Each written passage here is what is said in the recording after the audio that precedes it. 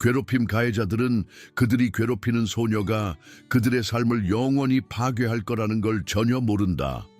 서연은 학교 버스 뒷자리에 조용히 앉아 공책의 시선을 고정한 채 뒤에서 들려오는 낄낄거리는 소리를 무시하려고 애썼다.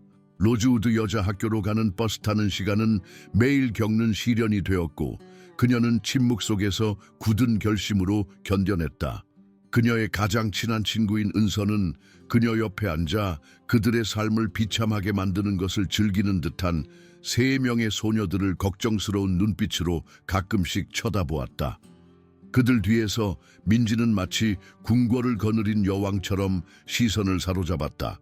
완벽하게 스타일링된 머리와 디자이너 유니폼은 명문학교의 사회적 계층에서 그녀를 왕족으로 만들었다. 그녀 아버지의 영향력은 학교 구석구석에 미쳤고 민지가 자신의 행동에 대한 책임을 지는 일이 없도록 보장했다. 그녀 옆에는 그녀의 모든 말에 매달리는 충성스러운 부관 수아가 앉았고 그 뒤에는 그들의 배려 없는 행동에 불편함을 느끼는 듯했지만 결코 입을 열지 않는 그들의 배타적인 서클의 3번째 멤버인 아라가 있었다. 저 쥐새끼 좀 봐. 민지는 서연이 들을 수 있을 만큼만 속삭였다. 아직도 그 한심한 일기장에 끄적거리고 있네. 그녀의 목소리에는 10대 소녀들만이 완벽하게 구사할 수 있는 특유의 잔인함이 담겨 있었고 깊숙이 파고들면서도 부인할 수 있는 척하는데 특화되어 있었다. 서연의 손은 펜을 더욱 꽉 쥐었지만 민지에게 반응하는 만족감을 주지 않으려고 애썼다. 그녀는 로즈우드에서 지내는 동안 방역하는 것이 상황을 악화시킬 뿐이라는 것을 일찍이 배웠다. 학교 행정부는 민지의 행동에 눈이 먼 듯했고 어쩌면 그녀 가족이 학교에 기부하는 막대한 금액을 고려하여 눈과 마주기로 선택했을 수도 있다. 버스가 다음 정류장에 멈춰 서자 갑자기 민지가 일어섰고 고의로 은서의 깨끗한 흰색 유니폼에 커피를 쏟았다. 뜨거운 액체가 천을 적셔 갈색으로 얼룩지게 했고 은서는 충격에 숨을 헐떡였다. 어머, 정말 미안해. 민지는 가짜 진심으로 말하며 그녀의 목소리는 거짓 걱정으로 가득 차 있었다. 내가 얼마나 덤벙거리는지. 그녀는 이 소란을 틈타 눈에 띄지 않게 버스에서 내려 길 건너 커피숍에서 그녀의 비밀 남자친구 재현을 만났다. 그들의 관계는 그녀의 보수적인 가족에게 금지되어 있었고 이 훔친 순간들을 세월일 넘치면서도 위험하게 만들었다. 학교에서 은서는 필사적으로 유니폼에서 얼룩을 지우려고 했지만 이미 늦었다. 민지가 그녀를 표적으로 삼은 것은 이번이 처음이 아니었고 분명히 마지막도 아닐 것이다. 욕실 거울은 그녀가 완고한 자국을 문지르면서 좌절한 표정을 비추었고 그녀의 어머니가 망가진 유니폼에 대해 몹시 화를 낼 것이라는 것을 알고 있었다. 한편 민지는 커피숍 화장실에서 더 편안한 옷으로 갈아입었고 그녀의 심장은 흥분과 긴장으로 쿵쾅거렸다. 소셜미디어에서 몇 달 동안 채팅한 후 재현을 직접 만나는 것은 이번이 처음이었다. 그녀는 친구의 결석을 자신의 무당 열석을 숨기는 데 이용하면서 이 정교한 속임수를 신중하게 꾸몄다. 로즈우드 여자학교로 돌아온 그들의 문학 선생님인 박 선생님은 반의 새로운 학생을 소개했다. 지수는 다른 소녀들과 차별화되는 자신감으로 걸어 들어왔다. 그녀의 독특한 스타일과 두려움 없는 태도는 교실 전체에 호기심의 파문을 일으켰다.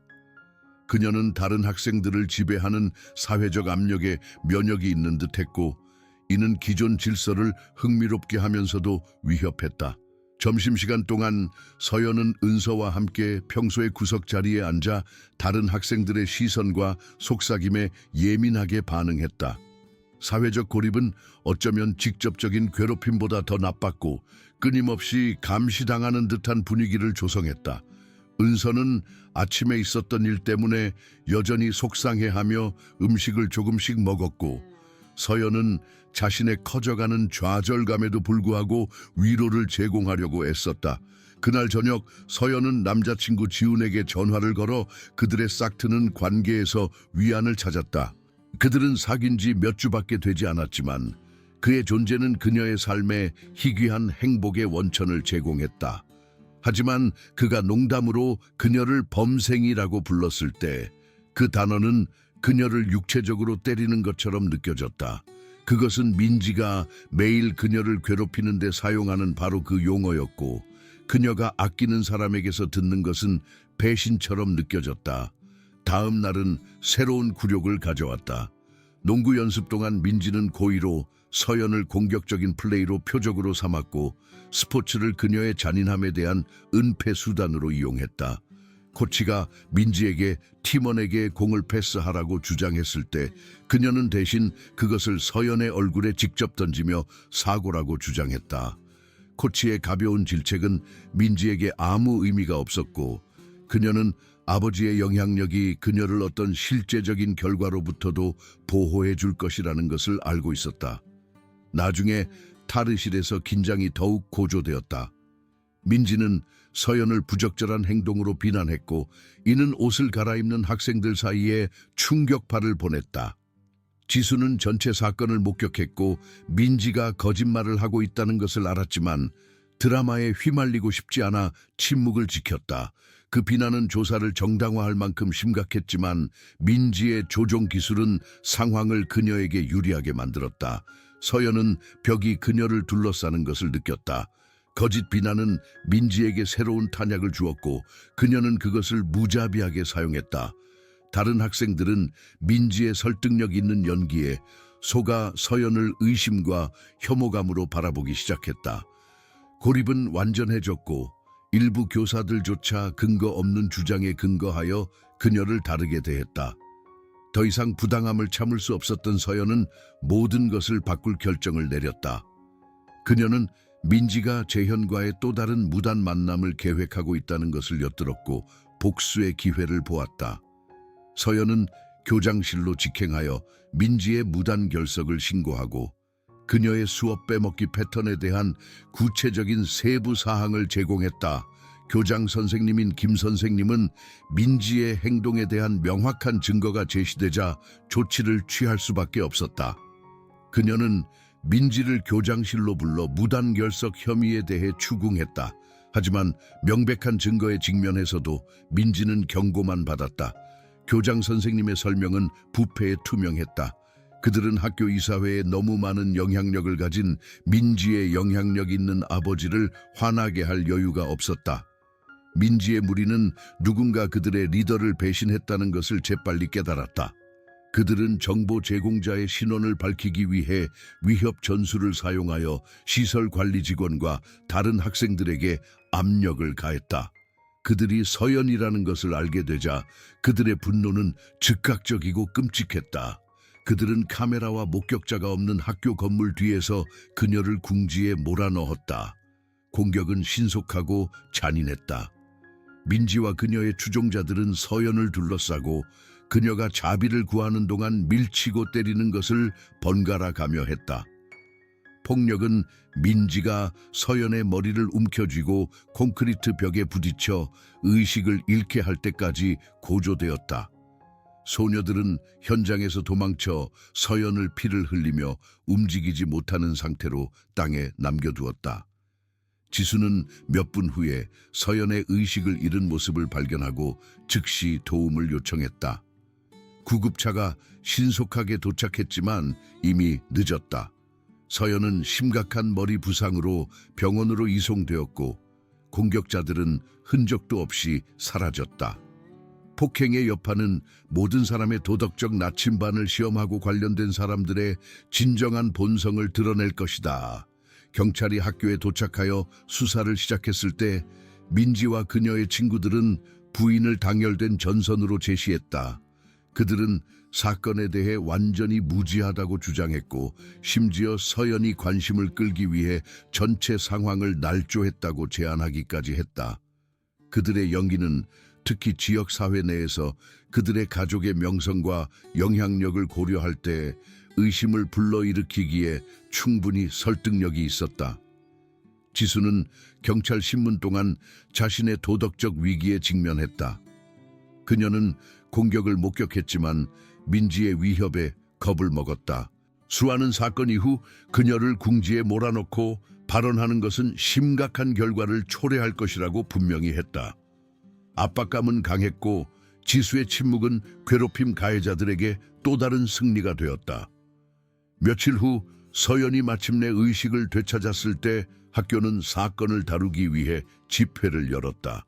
서연은 공격자를 식별해 달라는 요청을 받았지만 트라우마로 인해 그녀의 기억은 조각나고 자신감은 산산이 부서졌다. 전체 학생들 앞에 서서 그녀는 명확하게 말할 수 없었고 그녀의 목소리는 세부 사항을 기억하지 못한다고 주장하면서 겨우 속삭이는 소리보다 컸다. 민지는 이 취약한 순간을 이용하여 내러티브를 자신에게 유리하게 바꾸었다. 그녀는 집회 도중 일어나 서연을 밀었다고 인정했지만 서연이 부적절하게 자신을 만진 후 자기 방어였다고 주장했다. 탈의실에서 나온 거짓 비난은 이제 폭력에 대한 정당화로 사용되었고 민지의 친구들은 리허설된 증언으로 그녀의 이야기를 뒷받침했다. 이미 가족의 영향력 때문에 민지를 믿도록 기울어진 학교 관계자들은 그녀의 사건 버전을 받아들였다.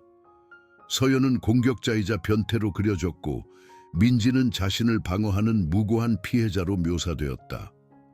서연이 2주 정학을 받은 반면 민지는 또 다른 의미 없는 경고를 받고 걸어 나갔을 때 부당함은 완전했다.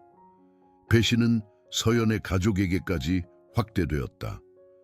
학교의 공식 입장과 지역사회의 소문에 영향을 받은 그녀의 어머니는 딸의 성격에 의문을 제기하기 시작했다. 서연의 가장 강력한 옹호자가 되어야 할 여자는 대신 고통과 고립의 또 다른 원천이 되었다. 서연의 세상은 아무도 그녀를 믿지 않고 아무도 그녀를 위해 싸우지 않을 것이라는 것을 깨달으면서 완전히 무너졌다. 정학 기간 동안 서연은 치료 세션에 참석해야 했지만 그녀는 치유보다는 민지에 집착하며 시간을 보냈다. 치료사는 그녀의 집착을 지적했지만 그녀의 분노가 가라앉는 것처럼 보였을 때 그것을 진전으로 오해했다. 실제로 서연은 복수를 계획하고 있었고 그녀의 고통을 자신을 괴롭힌 사람들을 파괴하려는 차갑고 계산된 결심으로 돌리고 있었다. 은서의 배신은 무엇보다 깊었다.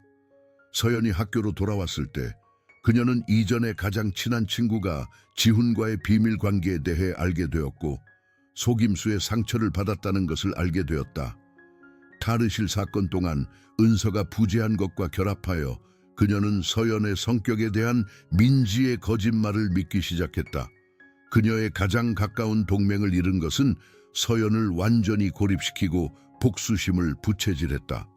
서연의 복수의 첫 번째 단계는 간단한 화재 경보기로 시작되었다. 학교가 대피하는 동안 그녀는 민지의 휴대폰을 훔쳐 소셜미디어 계정에 접속했다. 그런 다음 그녀는 민지와 그녀의 친구들이 학교 인터콤 시스템을 통해 박 선생님을 조롱하는 녹음 내용을 방송하여 그들의 잔인한 발언이 건물 안의 모든 학생과 교사에게 전달되도록 했다. 결과는 신속하고 만족스러웠다. 민지, 수아, 아라는 증거에서 벗어날 수 없어 박 선생님의 사무실에 갇혔다. 그들의 처벌에는 청소 업무와 모든 스포츠 활동 금지가 포함되었고 그들이 기대했던 명문 축구팀에 합류할 기회를 효과적으로 끝냈다. 다른 학생들이 웃는 동안 그들이 청소부 유니폼을 입고 화장실을 청소하는 것을 지켜보는 것은 서연이 경험한 정의의 첫 번째 맛이었다. 지수는 사건 이후 서연에게 다가가 장난에 대해 알고 있으며 조심하라고 경고했다. 이 상호작용은 지수의 과거에 대한 예상치 못한 폭로로 이어졌다. 그녀는 이전 학교의 컴퓨터 시스템을 해킹하고 시험 문제를 훔쳐 퇴학당했다. 그녀의 기술적 기술과 아웃사이더 지위는 괴롭힘 가해자들에 대한 서연의 전쟁에서 잠재적인 동맹이 되었다. 이어진 괴롭힘 방지 집회는 또 다른 굴욕의 기회를 제공했다. 박 선생님이 민지를 시연해서 피해자로 참여시키도록 선택했을 때 지수는 괴롭힘 가해자 역할을 자원했다. 그녀의 연기는 너무 설득력 있고 날카로워 민지는 학교 전체 앞에서 말을 잃고 당황했다. 상황이 역전되었고 민지의 무적함에 금이 가기 시작했다. 교장 선생님이 괴롭힘 가해자들이 축구팀에 입단하는 것을 허용하는 데 간섭했음에도 불구하고 서연의 운동 능력은 빛을 발했다. 그녀는 팀에 선발되었고 민지는 거부되었는데 이는 학교의 사회적 계층에 충격파를 보낸 결정이었다. 태도가 기술만큼 중요하다는 코치의 설명은 민지의 당연한 행동에 대한 직접적인 비난이었다. 민지의 보복은 신속하고 개인적이었다. 그녀는 서연의 개인 일기를 훔쳐 학교 전체의 페이지를 흩뿌려 그녀의 가장 깊은 생각과 정신 건강과의 싸움을 폭로했다. 서연의 치료 세션과 감정적 혼란에 대한 사적인 세부 사항은 대중적인 오락거리가 되었고 그녀의 남은 존엄성은 완전히 무너졌다. 일기 사건은 서연을 한계점까지 밀어붙였다. 그녀는 끊임없는 굴욕에서 벗어날 수 있다면 복수를 포기할 의향이 있어 학교를 옮기는 것을 고려했다. 하지만 민지의 성격에 대한 진실을 보기 시작한 지수와 은서는 그녀가 머물면서 싸우도록 설득했다. 그들은 민지와 수아가 다가오는 수학여행 동안 몰래 빠져나갈 계획을 세우고 있으며 복수의 다음 단계를 위한 완벽한 기회를 제공한다는 것을 밝혔다. 한편 서연의 이전 행동의 결과가 분명해지고 있었다. 가짜 남자친구 계획에 십자포화에 갇힌 아라는 여파로 고군분투하고 있었다. 그녀의 보수적인 가족은 타협적인 사진에 대해 심각하게 반응했고 그녀는 수치스럽게 학교에서 퇴학당했다. 한때 인기 있는 무리의 일원이었던 소녀는 이제 왕따가 되었고 그녀의 명성은 단 하나의 조작된 이미지로 파괴되었다.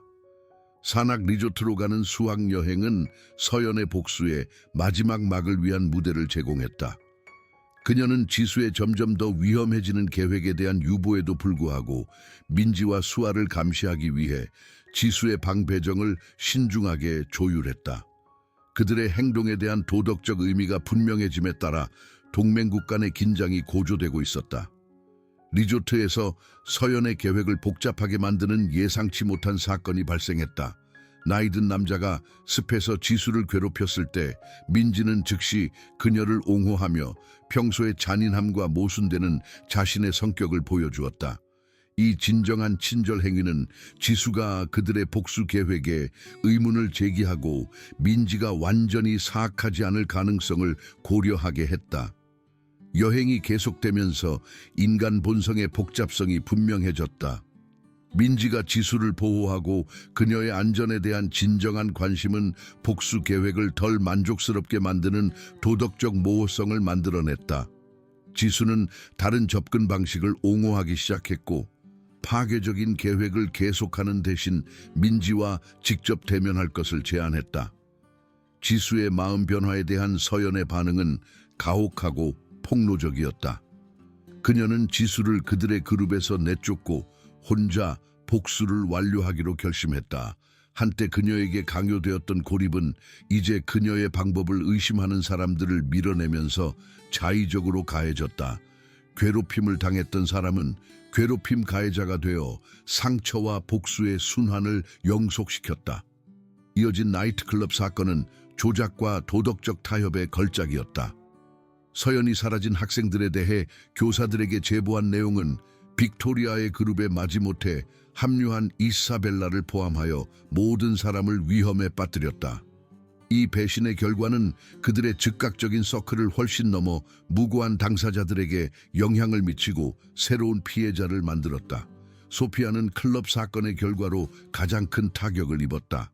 그녀의 학대적인 가정 생활은 밤에 잡히는 것이 알코올 중독자인 아버지로부터 신체적 폭력을 초래한다는 것을 의미했다. 그녀가 학교에 입고 온 멍은 그들의 10대 드라마의 현실 세계 결과를 뚜렷하게 상기시켜 주었다. 그러나 서연은 죄책감을 느끼지 않았고 소피아의 고통을 수년간의 고문에 대한 정당한 보복으로 여겼다. 서연의 복수의 마지막 단계는 민지의 비밀 관계를 무기로 사용하여 민지를 직접 표적으로 삼았다. 서연은 민지의 남자친구 재현의 주소와 일상 등 자세한 정보를 수집했다. 민지가 또 다른 비밀 만남을 계획했을 때 서연은 적을 완전히 파괴할 기회를 보았다. 계획이 전개되면서 민지의 가정생활의 복잡성이 분명해졌다. 그녀의 형 하준의 통제적인 행동과 폭력적인 성향은 가족 내에서 잘 알려져 있었지만 그의 권위는 의심의 여지가 없었다.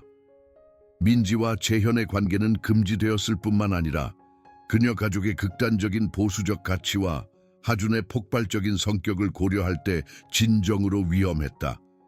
민지의 위치를 하준에게 폭로하기로 한 서연의 결정은 돌이킬 수 없는 지점이었다. 이사벨라, 은서, 심지어 수아까지 제거해달라고 간청했음에도 불구하고 서연은 민지를 죽음의 위험에 빠뜨릴 정보를 보냈다. 장난과 당혹감으로 시작된 복수는 잠재적으로 치명적인 결과로 확대되었다. 재현의 아파트에서의 대결은 신속하고 끔찍했다. 하준은 여동생의 관계를 발견하자 정상적인 가족 징계를 넘어선 분노를 촉발했다. 그가 차에 싣고 다니던 총은 민지를 가리키는 잠재적 살인의 도구가 되었고 그녀는 그의 운명을 결정하는 동안 목숨을 구걸할 수밖에 없었다. 재현이 사실 교장 선생님의 아들이라는 사실이 상황에 또 다른 복잡성을 더했다. 민지를 그녀의 학교 경력 내내 보호해온 부패와 편애는 부분적으로 교장 선생님이 자신의 가족을 스캔들로부터 보호하려는 욕구에 의해 동기가 부여되었다. 그들의 세계를 지배하는 관계와 숨겨진 연결망은 누구도 깨달은 것보다 더 복잡했다. 복수에 성공한 후 서연은 완전한 만족감을 느끼며 학교 복도를 걸었다. 그녀는 괴롭힘 가해자들의 무기를 사용하여 그들을 체계적으로 파괴했다. 한때 그녀에게 가해졌던 심리적 조작, 사회적 고립, 명예훼손은 이제 그녀의 무기고에 있는 도구였다. 복도에서 울고 있는 수아의 모습은 이제 서연에게 아무 의미가 없었다. 한때 우정과 수용을 간절히 원했던 소녀는 차갑고 계산적인 것으로 변모했다. 괴롭힘 가해자들은 괴물을 만들었고 그 괴물은 그들이 상상했던 것보다 더 무자비하다는 것을 증명했다. 복수의 순환은 결론에 도달했지만 진정한 대가는 이제 막 이해되기 시작했다. 서연의 승리는 완전했지만 그것은 그녀 자신의 인간성을 희생시킨 대가로 이루어졌다. 한때 수용만을 추구했던 조용하고 소심한 소녀는 그녀가 알아보지 못했을 무언가가 되었고 때로는 치료법이 질병보다 더 나쁠 수 있다는 것을 증명했다. 한때 서연의 고통으로 울려 퍼졌던 학교 복도는 이제 그녀의 승리를 목격했다. 하지만 괴롭힘 가해자들과의 전쟁에서 승리하면서 그녀는 훨씬 더 가치 있는 것을 잃었다. 그녀의 순수함, 그녀의 연민, 그리고 그녀의 세계를 삼킨 어둠 너머를 볼 수 있는 능력이다. 복수는 끝났지만 진정한 비극은 이제 막 시작되었다.